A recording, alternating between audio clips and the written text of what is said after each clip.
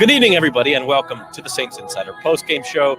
I'm Zach Ewing, live from Bank of America Stadium here in Charlotte, North Carolina, where the Saints have emerged victorious in a slog over the Carolina Panthers.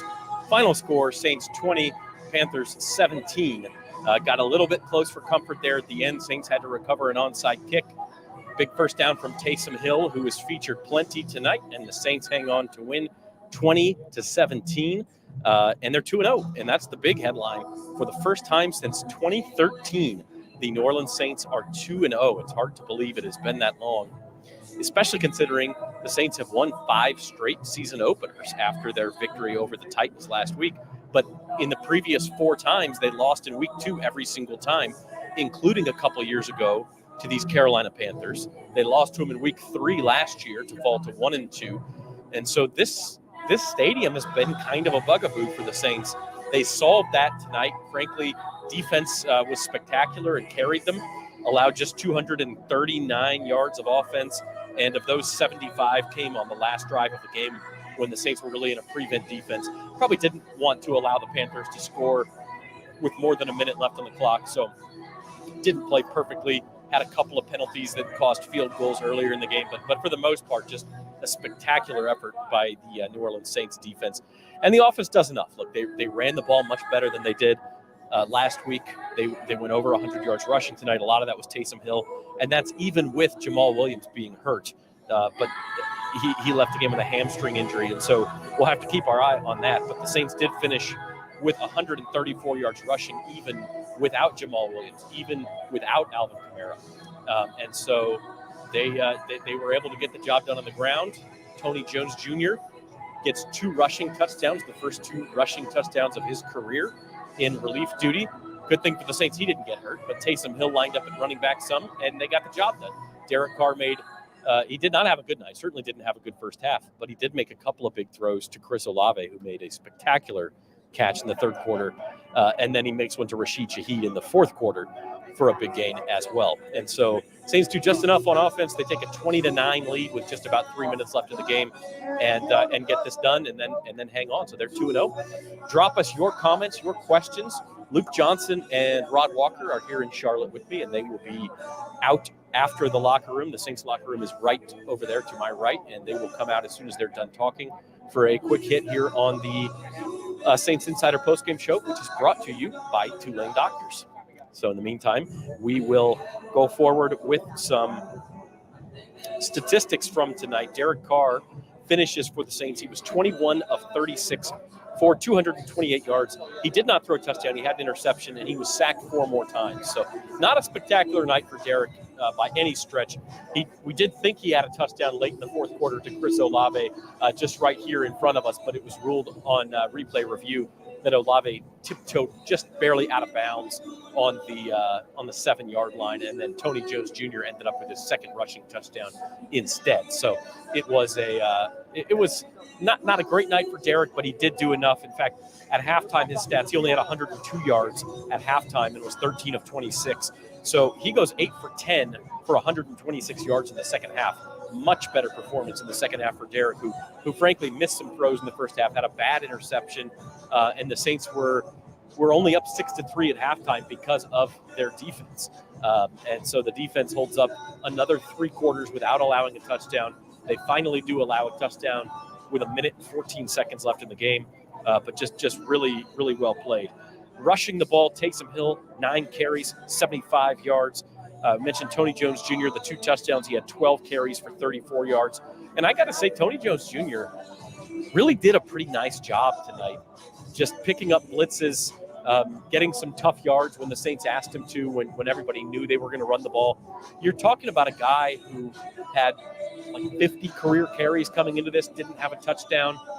Really going into training camp, you would have called him the Saints' 4th string running back. Obviously, we knew Alvin Kamara was going to be suspended for these first 3 games, and then Jamal Williams hurt tonight, and Kendre Miller injured coming in. He was inactive tonight, also with a hamstring injury, and so it was a Tony Jones show, and he gets 12 carries, 34 yards, 2 touchdowns. Didn't make any mistakes. You can't ask for a whole lot more from a 4th string running back than that.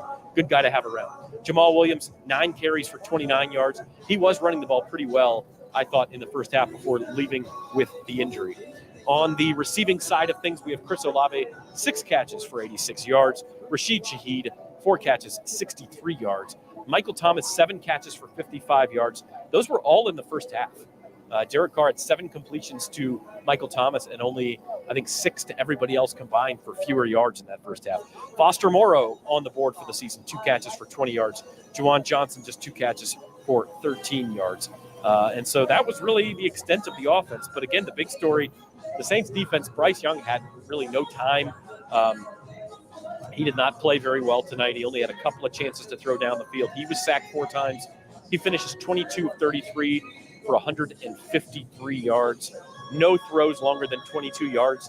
And that was at the very end of the game to Jonathan Mingo to get them inside the 5-yard line. Really, Saints backing off coverage at that point, backing off the pass rush as well. So Bryce Young, 22 of 33 for 153 yards with a touchdown late, but those numbers weren't nearly that good with just a few minutes left in the game. As I said, he gets that 75-yard drive to kind of pad the stats late. Still finishes only 4.6 yards per attempt. So he struggled. He did have 2 carries for 34 yards, including a 26-yard scramble. Miles Sanders, 14 carries, 43 yards. Panthers finished with 100 yards rushing. But, I mean, look, you take out the 26-yard scramble, it's just better than I think that those stats make it look for the Saints' run defense. I was pretty encouraged by them tonight. I thought they did a good job, especially on early downs, forcing the Panthers. The Panthers would have loved nothing more than to get into some 2nd and 6, 3rd and 3, 3rd and 2 situations tonight. And they weren't able to do that very often. And that's a credit to the Saints' run defense, especially on those early downs. Forced the Panthers into 3rd and long. Bryce Young unable to connect very much down the field. And he does get the job done. The Saints defense gets the job done against Bryce Young. So you're watching the Saints Insider post-game show. Zach Ewing with you here at Bank of America Stadium in Charlotte, North Carolina, waiting on Luke Johnson and Rod Walker. They'll be coming out of the locker room here in a few minutes to talk to us and give their post-game reaction and their analysis from what was said in the locker room. And yeah, we'll have plenty of reaction for you as the Saints beat the Carolina Panthers 20-17. And by the way, the highlight of the night by far, Chris Olave's juggling, diving catch in the third quarter that set up the Saints' first touchdown. And I have to say, I said it right off the bat. He gets up and spikes the football. And I'm not entirely sure, even looking at the replay, he was ever touched on that play and that he was ever down. I guess you could say, hey, he ruled it. He gave himself up. He was ruled down, and so he was okay. But he spiked that football and nearly turned into a fumble. But instead it was honestly the biggest play of the night for the Saints. It was on a 3rd down. It got their offense uncorked for the first time all night long, and they finished that up with a touchdown later in the drive to take a 13-6 lead. So this one was a field goal fest, just like the Titans game was in the first half. The Panthers on the board first after a bad punt by Luke Headley. They get a short field, turn that into a field goal. It's 3-0. Then turn around and the Saints tie the game up 3-3, but struggled in the red zone again. Saints score again on a field goal after getting down inside the 5-yard line. In fact, Derek Carr was open for a touchdown reception on that play with Taysom Hill at quarterback, and Taysom Hill didn't see him. Taysom Hill stuffed. Then they miss Tony Jones on the 3rd down play, settle for another field goal. It's 6-3 Saints at that point. And then the Panthers, that was a score at halftime.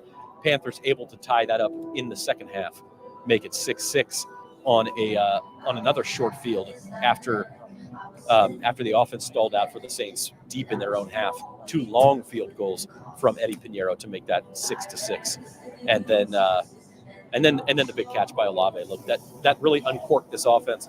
Saints able to get down, score the touchdown. Tony Jones Jr. first career touchdown makes it 13-6 there late in the third quarter, and the Panthers did get down thanks to that Bryce Young scramble, get down in the red zone after that. But the Saints, it's a curious play. It was 3rd and 1, and Bryce Young takes a sack. Demario Davis sacks him. Huge play in this game as well, where if Bryce Young just throws that ball away, the Panthers have 4th and 1 at like the 13-yard line, and probably a pretty good chance to go for it and get a first down and try to tie that game up 13-13. But instead, Bryce Young takes the sack to Mario Davis with a big sack. Panthers forced to try the field goal at that point, make it 13-9. And then the Saints put the hammer down. Derek Carr, with one of his best throws of the night, hits Rashid Shaheed on another go route, makes it 20-9 with just 3 minutes left. And that was when we saw a lot of Panthers fans exit the stadium, as the Saints had the game in hand at that point. Did need to kind of play the prevent defense a little bit better there, recovered the onside kick, able to get that done and make it a 20-17 final after the Panthers late touchdown and 2-point conversion. So Saints are 2-0. Look, they're 2-0. There's 3 teams in the NFC South at 2-0. Tampa Bay Buccaneers, Atlanta Falcons, also 2-0. It's just these Carolina Panthers who are out of that at 0-2. And really, quite frankly, for a team a lot of people had as a sleeper in the NFC South, Panthers are in a world of hurt right now. They're in a huge world of hurt right now at 0-2 and 2 games behind all 3 teams in the division, and already having lost a head-to-head matchup with 2 of them, the Falcons and the Saints. So, it's not a good spot for the Falcons. It is a good spot for the Saints. However, they do have a tough one next week. Short week after Monday Night Football, back on the road again, facing the Green Bay Packers next week at Lambeau Field. That's a noon kickoff on Sunday. And so that's going to be tough for this team to get home real late tonight or early tomorrow morning. Just have, just a couple of days of practice before heading to Green Bay, and really thin at the running back position as well. So no Jamal Williams tonight after the first half. We'll have to see about his status, but he left with a hamstring injury. Kendry Miller did work out before the game, and the Saints ultimately declared him inactive. So I wonder if it's a situation where he's going to have to be checked out. Maybe he can be called into action next week, and it'll be Kendry Miller and Tony Jones. But here on the Saints Insider Postgame Show, brought to you by Tulane Doctors. Zach Ewing waiting on Luke Johnson and Rod Walker. Leave us your comments and questions here live from Bank of America Stadium, and we will get to those as well. The other game, got a question here about Brian Bresee, and look, that could have been the play of the night too. Brian Bresee, he's just a man-child. Gets through, gets the strip sack of Bryce Young there early in the second half, apparently setting the Saints up with a first down, just inside the 15-yard line in a 6-3 game where the Saints really could have put a chokehold on this game a little bit earlier. But Paulson Adebo called for defensive holding on that play. I still haven't seen a replay. I don't know if it was a good call. I will say Paulson Adebo is a very physical cornerback. It wouldn't surprise me if he was holding. He kind of pushes the envelope as far as that goes. He was also called for a pass interference later on the Panthers' third field goal drive, and I thought that was a good call. So, Paulson Adebo, you're going to get that with him. But I will say Brian Bresee, very impressive on that play. So big ups to him, even though it doesn't count as his first career sack. You've got to say that it is a good sign to see him getting into the backfield and causing some havoc. The other game tonight in the NFL, there was a Monday night doubleheader. The Cleveland Browns leading the Pittsburgh Steelers 22-19. That game is late in the third quarter. They started an hour after we did. They also had a big delay because Nick Chubb was injured for the Browns. Apparently, I haven't seen much about it, but in gruesome fashion from what I understand. So Nick Chubb, possible torn ACL out for the season. A bad night in Cleveland, but the Browns are winning that game on the road 22-19. We are live here at Bank of America Stadium in Charlotte, North Carolina. Zach Ewing with you on the Saints Insider Postgame Show. Luke Johnson and Rod Walker are in the locker room, and they will emerge and talk to us for just a couple of minutes. Tight deadline tonight with the primetime game. So, got questions coming in here. Concerns with the Derek Carr interception. Look, I have to say there are. Derek Carr threw you can't describe it as anything other than a bad throw and a bad decision in the first half. That pass was picked off by former Saint Von Bell. Derek Carr throws into triple coverage, and I don't know if he didn't see Von Bell coming underneath, and he underthrows Chris Olave. Easy pick for Von Bell. Saints are lucky it didn't cost them any points. But going to get some water here as we continue live here on the Saints Insider postgame show. But I mean, one of the things about Derek Carr that you continue to hear as something that holds him back is these interceptions and these points in the game where he tries to force the ball into tight windows when he really shouldn't. And that was really one of those situations. So, yeah, I think it is a concern. I think it's something that the Saints need to tell him, like, look, you don't have the league's worst defense anymore. This is a team where if you just don't make mistakes, we're going to be in a lot of games and give you a chance to win them late. But if you do make mistakes, that's the sort of thing that's cost the Saints games the last couple of years. And certainly could cost them games this year if it continues. We are here on the Saints Insider postgame show, brought to you by Tulane Doctors. And, excuse me, got a little cough here, trying to breathe some drier air here in Carolina from what we're used to in New Orleans. It is considerably cooler here than it is back home. That 10 degrees makes a big difference. It was 81 at game time. But I think now just in the high 60s. So a nice night in Carolina. And look, Bryce Young's first home game, you got to say, it's a disappointment for the Carolina Panthers. They were not able to get anything going offensively. They did not sell the stadium out. I don't know what was expected, but the stadium was probably only 3/4 full at the beginning of the night, certainly less than that at the end of the night. And you would have thought, here's a franchise that was competitive last year, then traded up for the number one pick, gets Bryce Young. No, they didn't look good last week against the Falcons, but you would have thought maybe some excitement in this city. And maybe there was. I mean, there was a fair amount of Bryce Young jerseys, but not enough to sell out the stadium. And certainly that excitement fizzling in these first 2 weeks with Carolina facing perhaps a pretty long season here. So from the Saints side, 2-0. And I said going in, and we all said on the Saints Insider podcast going in, like, look, you've got to get one of these two road games at minimum between Carolina and Green Bay. And now the Saints have one. And so now they're really playing with house money in Green Bay next week. They are 2-0, and if you go home to face the Bucs in week 4 at 2-1, I think you're happy about that. Obviously, at this point, you want to get greedy and get that third win.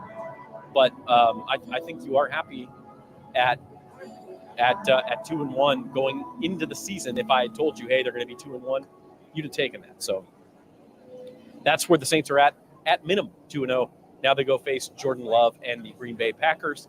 And the Packers are at 1-1 after kind of losing a game late in Atlanta yesterday. So they'll be home for the first time, and they're going to want to win. That's not going to be an easy game for the New Orleans Saints. The Packers will certainly want that win. So got a question coming in here about keeping the pocket cleaner. Excuse me one second. Yeah, look, pass protection, a huge concern. Probably the biggest concern for this Saints team.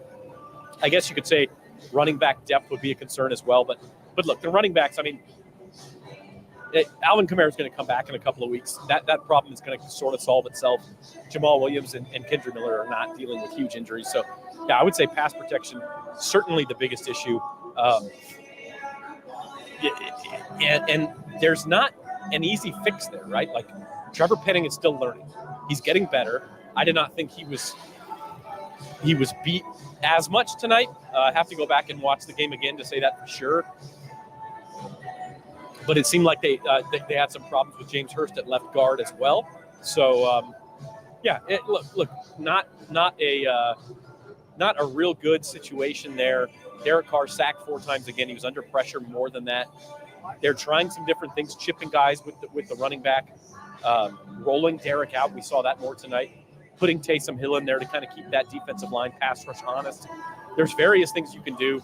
One thing the Saints really tried to do tonight was run the ball. So able to run the ball a little more effectively tonight, and that makes a big difference too, where they can, they can just kind of keep that defensive line from pinning its ears back and going after Derek. So that was one thing we saw them do tonight that helps a little bit. But yeah, it's got to be better. Derek maybe needs to get the ball out quicker in some circumstances. Other times, the pass protection looked okay tonight. I think when they put in the max protect, they've looked pretty good, and Carr has been able to make good enough throws to make it work in some clutch situations through 2 weeks. So hasn't been a disaster, but certainly if you're talking about areas to improve on this team, that is number one, and probably number two as well, is getting that offensive line better, not just from a pass pro standpoint, but also trying to find a few more holes in the run game. And we saw some small improvement in both of those areas tonight, I'd say. Saints do score 2 touchdowns. Very easily could have had 3. They were inside the 5 on another circumstance. So all in all, not a terrible night for this offense. As we come with you here on the Saints Insider Postgame Show, we're brought to you by Tulane Doctors. Going to recap some stats again. In case you missed the beginning of the show, we will have Luke Johnson and Rod Walker out here to give their live reaction as well in just a few minutes. But the Saints do finish with 341 yards. Panthers only 239. I mean, a big factor, the Saints had 74 plays. Panthers only ran 56 plays. And that disparity was even more. At the end of 3 quarters, it was almost 2-1. The Saints had run way more plays than the Carolina Panthers. And so that's partly that defense very fresh at the end of the game for the Saints and able to keep playing well. Panthers just could not stay on the field. So yards per play a little bit closer. Saints 4.6, Panthers 4.3. So the Saints do have an advantage there as well. And as we said, Derek Carr finishes 21 of 36 for 228 yards, no touchdowns, and he does have the interception. Taysom Hill, 75 yards rushing. Question coming in here.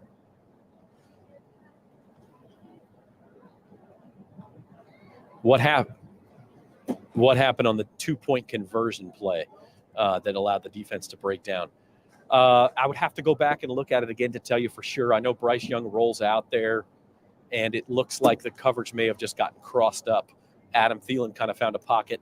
He's a veteran guy, had a good night tonight. Adam Thielen did, and Bryce Young able to find him there. So I didn't think that was a terrible breakdown. Bryce Young makes a play there.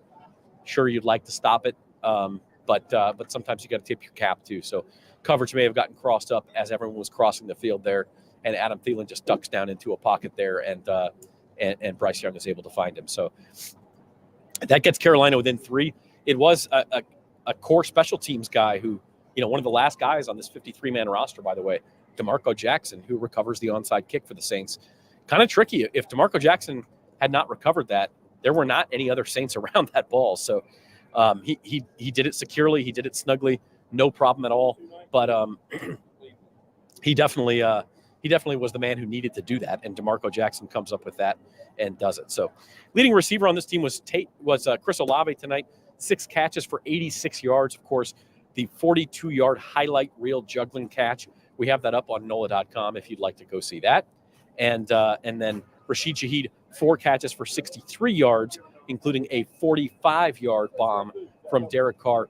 Extremely similar situation to last week where Derek, it was just a go route. Late in the game, Saints needed to run some clock off, and they hit Rashid Shaheed on a go route. Just let the fast guy run fast and throw the ball under him, and it works perfectly. So that was a big one, and the Saints actually able to get all the way down the field and score a touchdown on that drive to make it 20-9, and just about put this game away at that point. Michael Thomas, 7 catches, 55 yards. He was big in the first half.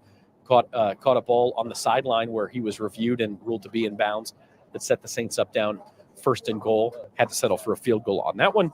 And then the leading rusher in the game, Taysom Hill, 9 carries for 75 yards, along of 19. And I think that 19-yard carry may have been his last carry of the night. No, it wasn't. That was an 11-yard carry to seal the game late in the game to get that first down that allowed the Saints to run the clock out. So 20-17, your final here. The Saints win it. They move to 2-0, and you are watching the Saints Insider Postgame Show on NOLA.com. It's brought to you by Tulane Doctors. Zach Ewing here from Bank of America Stadium in Charlotte, North Carolina. Jamal Williams update is the question. Jamal Williams was downgraded to doubtful in the second half, and that is the latest update that we have received. I don't think we're going to hear anything else tonight. It was a hamstring injury. His return was questionable in the first half, but, look, anytime a guy goes straight into the injury tent and then straight from the injury tent into the Saints locker room, it's just that's not a good sign. I mean, that's a sign that he probably pulled it pretty good, and to me, that's like a 2 to 4 week injury. That's speculation. He could be fine, but with soft tissue injuries, you hate to just force it. I know he'd love to play in Green Bay next week. That's one of his former teams, the Packers. He had a big game there for the Lions last year. I'm sure the guy would love to play in Green Bay, but it's I just think with a soft tissue injury, you can't expect that to happen. So he was downgraded to doubtful in the second half, did not return. We'll probably get some kind of an update tomorrow from Dennis Allen, but the Saints injury report for next week is not due until Wednesday. So that would be the first time we would know if Jamal Williams is practicing and what his status would be for next Sunday's game. But on a short week situation like that where he leaves the game immediately, I would be very surprised if Jamal Williams is able to play next week. So that's the bad news from this game. Saints have been pretty healthy so far, but they did lose Peyton Turner for several weeks last week with a turf toe injury that's going to require surgery. Expect him probably to be out 8 to 10 weeks, and now you lose Jamal Williams probably at least for a couple of weeks. Good news, maybe you get Kendry Miller back next week. He can make his NFL debut, and if he did, he would be a starting running back over Tony Jones. So we'll see if Kendry Miller can come back. He did practice in a limited fashion this week, so probably a better chance that we see Kendry Miller than we see Jamal Williams. But you've just got to get through one more week, and then number 41's coming back. AK is coming back in week 4 for the Buccaneers game. And like I said, look, I'm not sure there are very many Saints fans who would look at this schedule and say, I will not take 2-1 after 3 weeks in this game, in this season against the schedule. I think most of you would take that, and it leaves open the possibility for a 10-11 win season, which is all you can really ask for. And so yeah, that's about where we're at. They're on pace for that. They beat the Tennessee Titans 16-15. They beat the Carolina Panthers 20-17. Very similar games in a lot of ways, where field goals in the first half, offense having red zone issues, offensive line having protection issues, kind of outplaying the team on defense especially, but letting them hang around and then finding some big plays on offense at the end to win the game. And that's been the story 2 straight weeks. So can they go to Lambeau Field and do that again next week? Look, if the Saints can do that, all of a sudden you're talking about what could turn into a very special season. If the Saints get to 3-0, I think you go from, hey, I'm still optimistic this is the NFC South favorite, to could we be talking about a team that could be the number 1 seed in the NFC? Or are we talking about a team that could that could be a Super Bowl contender? I don't know. But if you could see a team that goes to Green Bay, one of the toughest places to play in the NFL, on a short week next week, and gets that done, I think that would be a sign that this could be a really special team. Even though there's been some question marks through 2 weeks, and there's no doubt that there is some question marks. The offensive line, Derek Carr making a couple of bad decisions, one each week. Penalties on defense, maybe some depth, especially at running back. There are some question marks. But if you go to 3-0 with 2 road games, 1 in Green Bay on a short week, and Alvin Kamara is coming back after that, you've got to feel pretty darn good heading into week 4 if that's the situation. If not, hey, look, you're 2-1. You come back home, and then that Bucs game becomes really important. Beat a division team, especially with the Bucs winning their first 2 games. The Bucs play the Eagles, I believe, on Thursday this week, and so that's they're going to be big underdogs in that game, and they're probably 2-1, and then you could really put some distance between yourself and the Bucs and the Panthers, and then maybe you're only worrying about the Falcons in that race if you can get to 3-1. So they don't get less important. Put it that way. They don't get less important. And next week's game is a nice one to have, but not a must-have. In fact, let's take a look at Week 3 in the NFL and some NFC South games. It's actually not a Thursday game. Excuse me. It's next Monday night. The Bucs play the Eagles, and the Eagles are 5.5-point favorites in that game. That is the early Monday night game, same window as this one, the 6:15 p.m. game on Monday night. Then the Atlanta Falcons next week are in Detroit for a noon game, and the Detroit Lions are 3.5-point favorites in that one. So they are also underdogs. And these Carolina Panthers, they are in Seattle. So that's, going across the country on a short week. So a tough spot for Carolina as well. And I think, look, the Saints are going to be 2-point underdogs next week. That was the early line, I believe. That's a really big game if you want to put this division to bed early. I'm not saying a win next week would put it to bed, but it would put you in position to be leading the division going into the middle part of the season. You already have 2 road games done under your belt, and at that point you can feel pretty good about yourself. So it's again, not a must-have, but certainly would be something that would feel really, really good if you were the New Orleans Saints. Looks like Luke and Rod have come out of the locker room. They're each going to talk real quick here. They are on deadline, but we are live here on the Saints Insider postgame show, brought to you by Tulane Doctors. And looks like Luke Johnson going to be joining us first. Here he is, fresh from the Saints locker room. It's a one-man show this week, Luke. We got to pick the microphones up off the ground. So, Saints win it 20-17. Like, super similar game to last week, right? Where we had red zone issues for the offense. Defense keeps them in the game, keeps them in the lead, and then the offense puts it away. Yeah, it was honestly strikingly similar. Where I think a lot of people were frustrated. A lot of Saints fans, at least based on my Twitter mentions, were frustrated, right? Saints offense was sluggish. They looked out of sorts. It was definitely not the high-flying attack we were kind of expecting to see out of this team this year, but the defense held them in again for the second straight week, came up with another big turnover, and the offense found its finishing gear in that fourth quarter yet again. Derek Carr connecting on a couple big throws in that quarter. And here we are. It hasn't been pretty. It's been actually pretty ugly through 2 weeks, but you'll take 2 ugly wins over whatever, 2 pretty losses. Yeah, so the games have been ugly, but 2-0 is beautiful if you're a Saints fan. I mean, absolutely. First time in 10 years. Yeah, first time since 2013. That's amazing. That's pretty wild. Amazing, yeah. For a team that's been successful in that time period, but still.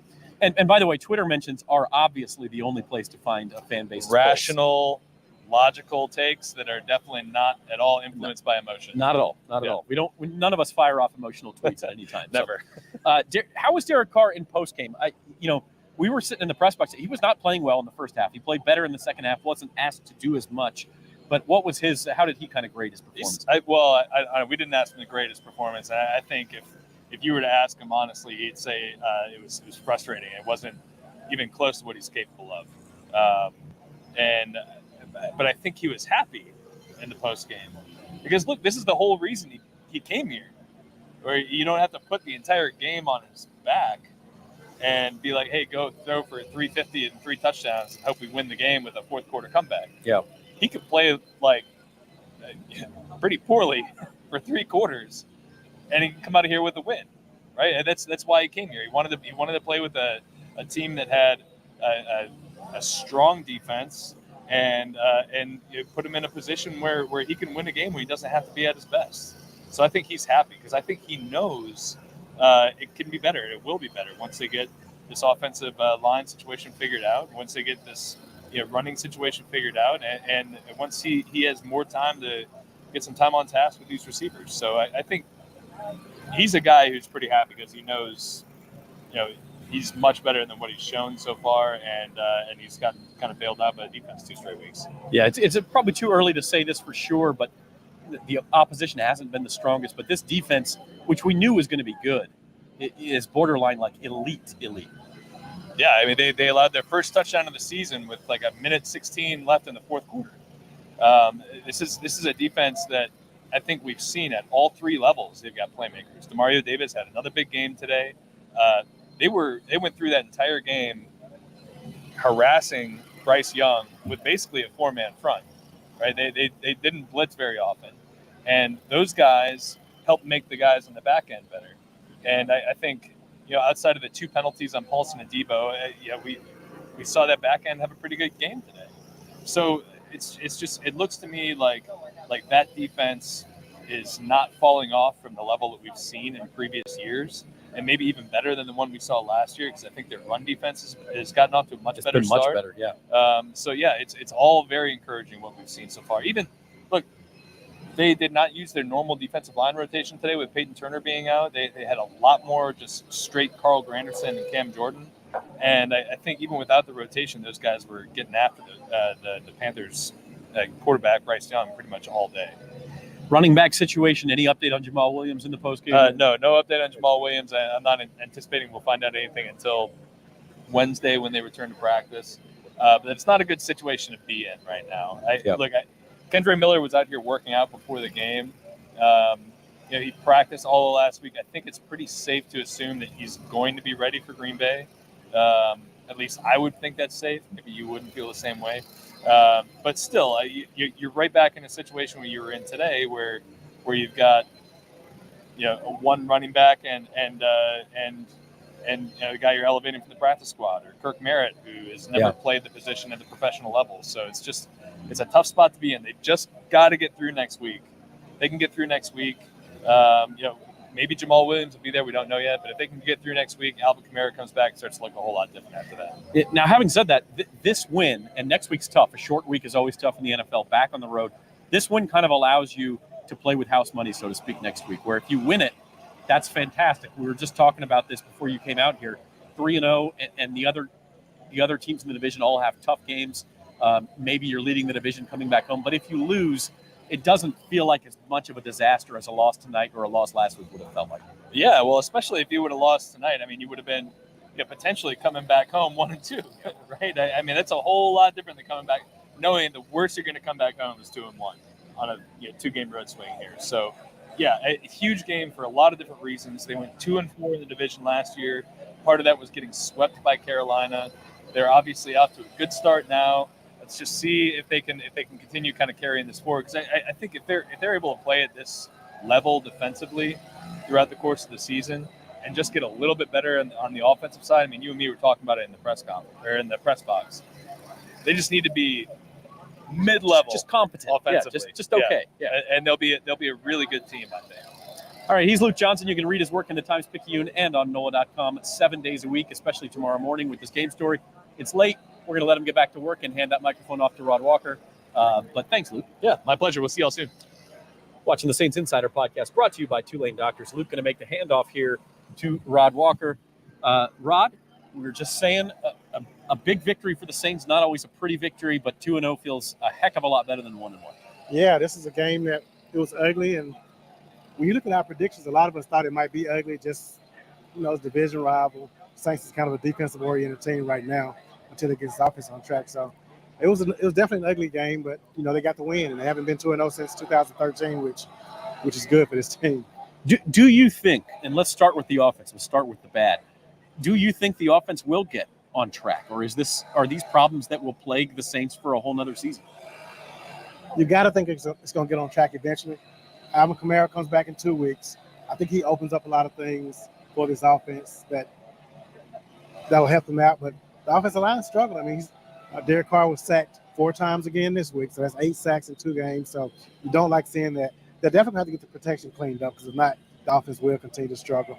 The running game showed some better signs this week. They averaged a little bit over 4 yards a carry as opposed to 2.6 yards last week. So that's gotten better. But, there's definitely some issues. I mean, Derek Carr made another boneheaded interception, and you just can't do that. And fortunately, they played 2 offenses that struggled, so it didn't come back to hurt them. But, eventually they're going to play a team that you won't be able to make those mistakes again. The defense may not always be able to bail you out. And it may be next week. Jordan Love already has 6 touchdown passes. Packers have played well offensively, so we'll see what happens. But on the other side, the defense, we knew it was going to be good. It's been even better than I think we thought. Yeah, it's been 1 touchdown, and first touchdown, and it was late in the game. It was prevent defense, all that. Yeah, yes. I mean, this defense is really going to – it's what you need for an offense that's struggling, because if you didn't have this defense, this team could very well be 0-2. So, they're making plays, putting a lot of pressure on the quarterback. I think Carl Granderson had a good game tonight. The defensive front it was a concern coming to the season because they lost Shy Tuttle, lost David Onyemata, so you didn't know how good they were going to be. And this season, they brought the new pieces in. They've been really good up front. The linebackers have been solid. The secondary has been good. What did you learn in the locker room post game? What was the general mood like? I kind of focused a lot on Tony Jones and just talking to him, and he was just elated. He calls himself a journeyman. This is his third team being on in the past 12 months, and just an opportunity to score not just your first touchdown, but your first 2 touchdowns on Monday Night Football. His wife's birthday is tomorrow. Oh, wow. His first ball, he said, is going to her, and the second one he's keeping for himself. So, it's just a really big night for him. I sort of made a joke with him about all the points tonight were from Notre Dame guys. Blake Grupe also, scored all the other points. So it was a big night for them, and a big night for Tony Jones. And we talk about depth all the time. The Saints are one of the deepest teams in the NFL over the last decade or so, and that's why you have depth. You know the guys to sign, and if you do have that emergency situation, a guy comes in. So tonight was an emergency situation. Yeah, it was. They come in here with 2 running backs, which we all sort of scratched our heads at the beginning of the game. Jamal Williams goes down with a hamstring injury, and Tony Jones steps up, and obviously Taysom Hill, who you can kind of always count on, he stepped up as well. Yeah, it would have been interesting to see if another injury had occurred, what they would do, but the guys got it done. The Saints get it done. Now they go to Green Bay on a short week. It's a tough one, but Saints have to be going home happy. Yeah, you're 2-0, and that's all you want is everybody in the division is 2-0 except Carolina, which is they're 0-2. They're 0-2, yeah. But this is a big win for the Saints. Going to Lambeau Field is obviously going to be a tough one, but with this defense, regardless of who you're playing, you have a chance. But the offense is eventually going to have to catch up with it and help the defense out some, I feel like. All right, he's Rod Walker, Times-Picayune, NOLA.com columnist, and I'm Zach Ewing. This has been the Saints Insider Postgame Show. Thanks for joining us. We'll be back Wednesday with a new episode of the Saints Insider Podcast. We're brought to you by Tulane Doctors. For our producer, Zoe Collins-Rath, Luke Johnson, and Rod Walker, I'm Zach. We'll see you next time.